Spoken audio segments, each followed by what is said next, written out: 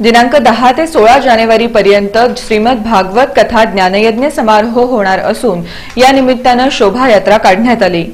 सोलापूर जिल्हा माहेश्वरी महिला संघटनच्या वतीनं अथर्व गार्डन इथं दिनांक 10 जानेवारी ते 16 जानेवारी पर्यंत दुपारी 2:30 ते सायंकाळी 6:30 वाजेपर्यंत कथा व्यास परमपूज्य गोवत्स श्री राधाकृष्णजी महाराज यांचं प्रवचन होणार आहे।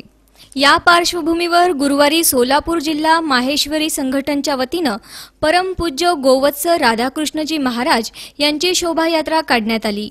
लक्ष्मीनारायण मंदिरापासून या शोभायात्रेस प्रारंभ झाला। भजन, ढोल, ताशाच्या गजरात आणि मोठ्या भक्तिमय वातावरणात शोभायात्रा काढण्यात आली।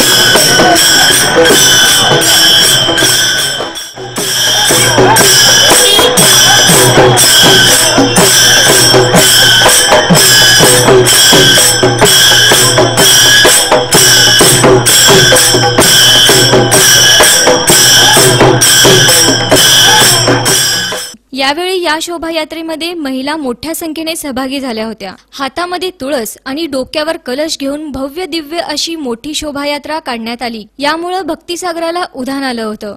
यावेळी सोलापूर जिल्हा माहेश्वरी संघटनच्या कोषाध्यक्षा अंजली बलदवा यांनी शोभायात्रेची माहिती दिली। लक्ष्मीनारायण मंदिर से सुबह 10 बजे निकली। शोभायात्रा में 150 से अधिक महिलाएं लाल साड़ी पहने हुए हैं, तुलसी वृंदावन लिए हुई है। 100 से ज़्यादा महिलाएं कलश लेकर आई हुई है।